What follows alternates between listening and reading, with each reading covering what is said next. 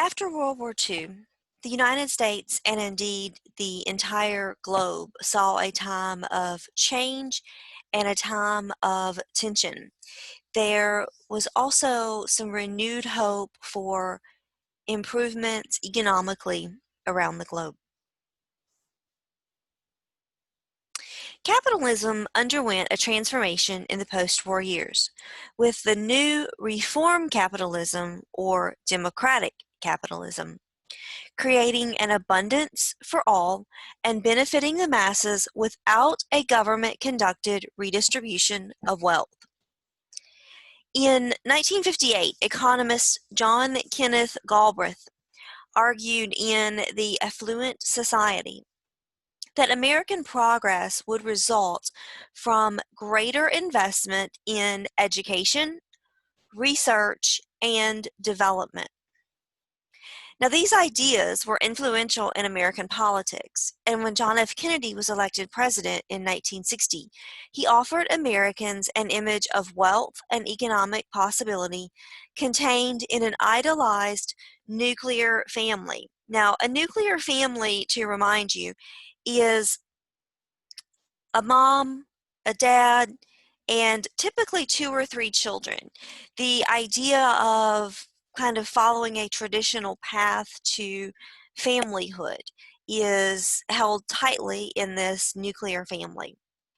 Now, Kennedy promised Americans that he would fight, quote, tyranny, poverty, disease, and war, end quote, in what he called a new frontier program. But his achievements more closely resembled FDR's New Deal, with Congress approving an expansion of unemployment, public housing spending, and increases in the Social Security and minimum wages. So we really see that Kennedy is extending not only a lot of FDR's policies, but that the size and scope of the government is increasing as well. Now, this is a very famous cartoon, and we'll talk just a bit more about Cuba and Castro in just a moment. But I want to point to a couple of important messages that are being sent. So, according to this cartoon, Khrushchev, this here is Khrushchev, he is the leader of the USSR, would extract these missiles from Cuba.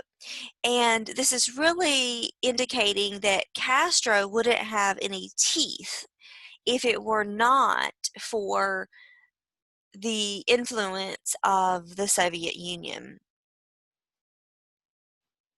Now, the reason that this image is so important is, remember, we are in a time period in which both the United States and the Soviet Union are really seeking to expand their sphere of influence. They are seeking to implement their economic and political systems in developing parts of the world.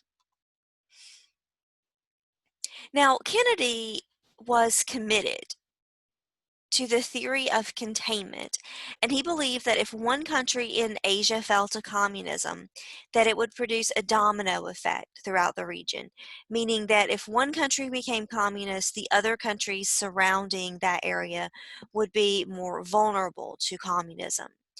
Now, in an effort to contain communism in Vietnam, Kennedy sent financial and military aid to the South Vietnamese president Ngo Dinh Diem. Now, Diem was a wealthy Catholic, as was Kennedy, and Diem had very little in common with the people of South Vietnam, who were largely rural peasant people who practiced Buddhism. Now, Diem exacerbated the tensions in 1963 by banning Buddhists, which was the country's most popular religion, from holding any religious celebrations or ceremonies. Now, it's important to understand that Americans as a whole were very concerned about the fact that Kennedy was a Catholic as well, when prior presidents to this point had been largely Protestant, or at least more susceptible to Protestantism. Now, when Diem's deteriorating popularity, the Kennedy administration supported a military coup that would replace Diem and his government. Now, remember, Kennedy gets involved and gets the United States military involved, and the United States tax dollars are involved in what's going on in Vietnam to put Diem into power and keep him in power. But over time, Kennedy kind of shifts his views on Diem. And so the administration supports a military coup, which again is just an uprising against the government. And the purpose of the coup was to replace Diem as the leader. Now, although the coup was successful in removing Diem, the new military regime proved no more capable of waging an effective war against what was called the National Liberation Front.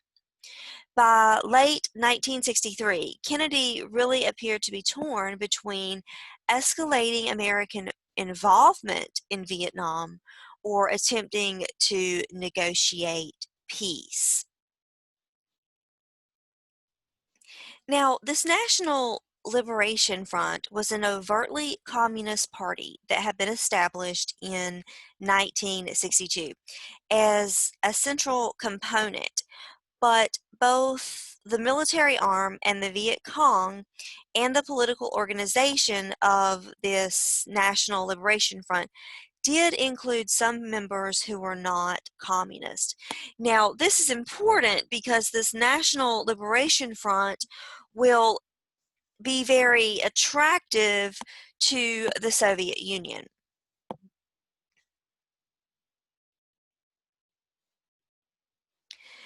Kennedy was stronger on foreign policy than domestic change and fought the Cold War with fervor, offering the United States as an example to newly independent nations in Africa, Asia, and the Middle East, portraying communism as a fundamental barrier to achieving a free world. Now, Kennedy was very much aware of Eisenhower's plan to use the CIA to overthrow Castro in Cuba. Remember, Castro was friendly with Khrushchev and the Soviet Union.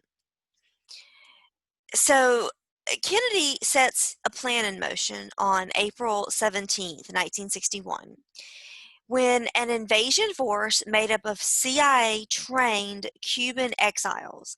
So these are people who have been exiled, kicked out of Cuba, but they have received special training from the Central Intelligence Agency in the United States. And they are intended to move into a place called the Bay of Pigs. And the plan or the hope is that they will be able to undermine Castro's authority and overthrow the government. Now, no American troops were present because Kennedy really wanted to keep the United States' role in this invasion a secret. What Kennedy wanted it to appear as was that it was purely led by people who did not support Castro and did not support communism. Now, this Bay of Pigs invasion was not successful. Castro's troops were victorious, and in spite of Kennedy's hopes, the invasion did not trigger an uprising against Castro's government. 2 months after the Bay of Pigs, Kennedy met with Nikita Khrushchev in Vienna, where tensions between these two superpowers escalated, resulting in an increase in defense spending, an increase in the number of troops stationed throughout Europe, as well as an increase in civil defense activities. In 1961, in August, the Soviet Union built a large wall that divided East Berlin from West Berlin. And for a short time, the tension seemed to ease. And we've talked about this division between East and West Berlin in a previous chapter. But it's important to remember that throughout the entire globe, we're seeing kind of a stare down, if you will, between the Soviet Union and the United States. Now, the Bay of Pigs was ultimately a defeat for Kennedy and the administration. The United States and the Soviet Union continued to clash over this issue of Cuba. In October, on the 22nd, in 1962, Kennedy appeared on television, which of course was broadcast not just around the country but around the world. And he told the nation of the United States that the Soviets were building missile sites in Cuba. And they certainly were. The Soviets had placed these missiles in Cuba, which were long-range missiles, and if they were set off, they had the ability to relatively easily reach the United States. So Kennedy ordered a blockade of the island and pledged that failure to abide by the blockade would result in airstrikes against Cuba. Now, many Americans were afraid, and they thought that this situation would actually lead to a nuclear holocaust. And you may recall from the previous chapter, I mentioned that there was an effort on the part of schools in the United States to teach children and families that in the event of a nuclear attack to get under their desks. So the fear of nuclear war was very imminent. Now, the crisis in Cuba eased when Kennedy and Khrushchev reached a compromise. Khrushchev ultimately agreed to remove the missiles from Cuba, and the United States agreed not to attack Cuba. But Kennedy also secretly agreed to remove missiles from Turkey that were actually aimed at the Soviet Union. Now, most Americans had no idea that there were also missiles in Turkey aimed at the Soviet Union, which caused some of Khrushchev's fears about the United States attacking the Soviet Union directly. Kennedy and Khrushchev agreed on further measures to ease the tensions. And in 1963, they agreed to a partial nuclear test ban treaty, which allowed for underground testing but not above ground testing. The two leaders established a hotline for quick communication between the United States and the Soviet Union. You can almost think of this hotline as the bat phone from the old 1960s Batman, with this red phone in a case in Commissioner Gordon's office, and it calls directly to Batman. The idea was that these two powerful leaders needed to be able to communicate quickly and directly with one another. And ultimately, tensions are calm, but they are certainly not peaceful. John F. Kennedy was assassinated on November 22nd, 1963. Now, with Kennedy's assassination, we see the movement of Johnson into the presidency. And Johnson was also very torn about the war in Vietnam that seemed to be escalating, that seemed to be becoming more intense, even though the United States and the Soviet Union was engaged in something of a standoff, but a stalemate in places like Cuba. Now, Johnson, again, very torn on this escalating war, but really doesn't want to appear to be soft on communism and wants to be able to find a way that he can compromise, but also maintain the ability to pass sweeping domestic policies. After deciding that more American troops were needed, Johnson waited for the right opportunity to garner congressional support for increased military action. Now, remember, Kennedy is much stronger on foreign policy issues than he is on domestic issues. Johnson wants to continue the legacy of being strong on foreign policy issues, but also build up a reputation of having a strong domestic policy. But Johnson also doesn't want to appear to be too out of step with Kennedy's policies and Kennedy's negotiations with Khrushchev. And so Johnson says in order to increase involvement in Vietnam, the United States needs to find a way to just wait for kind of the right moment to encourage American resolve.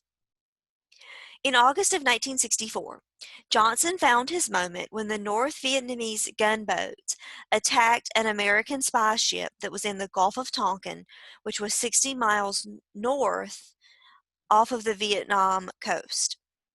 2 days later, a U.S. destroyer reported coming under attack, but due to bad weather conditions could not verify that they had actually been fired upon. Although neither ship was damaged, Johnson used this opportunity to urge Congress to authorize military action, and Congress agreed and passed what was known as the Gulf of Tonkin Resolution, which gave Johnson a blank check for making military decisions in Vietnam. After winning election in 1964, Johnson began escalating military action in Vietnam. Operation Rolling Thunder began in March of 1965. And over the next 3 years, tens of millions of bombs were dropped on North Vietnam. But this massive show of force did very little to advance American efforts in Vietnam. The largely agricultural nation did not have the type of industrial targets that were best for aerial attacks. So even though the United States was dropping millions of bombs on Vietnam, they weren't taking out major urban centers, major factories, because much of the country was still very rural, very peasant. Remember, the majority of people are rural peasants, they're very poor, and they're practicing Buddhism, so they're very much living minimally. Now, in addition to the traditional airstrikes, the United States began using napalm, which spewed a burning, jellied gasoline, and Agent Orange, which was a chemical used to defoliate the lush Vietnamese countryside. The use of these weapons increased resentment among the South Vietnamese peasants and aided in the efforts of the Viet Cong to recruit forces.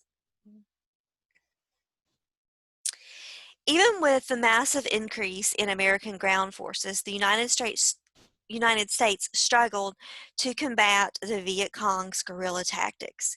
The Viet Cong and certainly the Vietnamese people understood the terrain, they understood the land, they knew what the climate was like, they were much more conditioned for living and surviving in the area.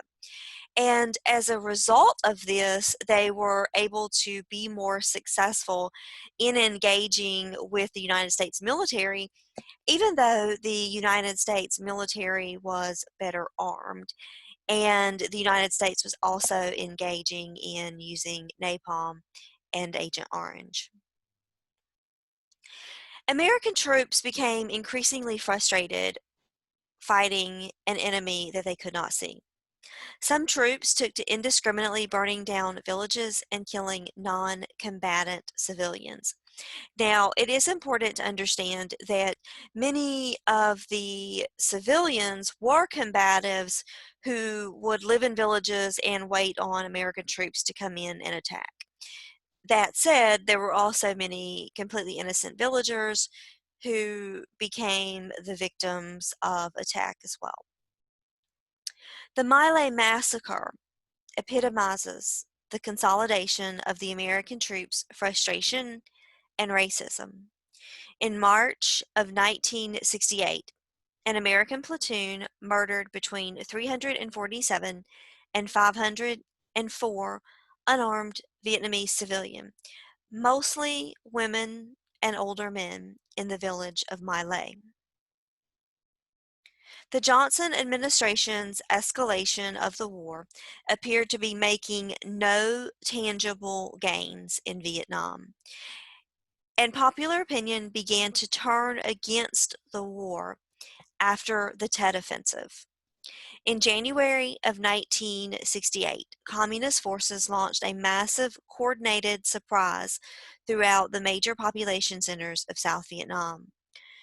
While troops were able to defeat the Tet Offensive, the battle proved extremely costly for the United States, thus decreasing American support for the war. The scale and level of the Tet Offensive led many Americans to question U.S. involvement. In the face of public doubt and criticism of his policies in Vietnam, Johnson ceased the bombing campaign and called for peace negotiations. Shortly thereafter, Johnson shocked the nation by announcing that he would not be seeking re-election. By the time Johnson left office, peace negotiations had stalled, and more than 36,000 American and 52,000 South Vietnamese troops had died. Now, here on this map, you can see Vietnam, particularly South Vietnam, North Vietnam up here. Cambodia, which is an area that the Vietnam soldiers were able to move into and move out of. They would send from North Vietnam, certainly some from China as well, down what was called the Ho Chi Minh Trail and into South Vietnam to attack these different cities. So it made it very difficult for the Americans who were in South Vietnam, because they knew that if they entered into Cambodia, that the Cambodian military, which certainly had the support of the Soviet Union, would also become involved in the conflict.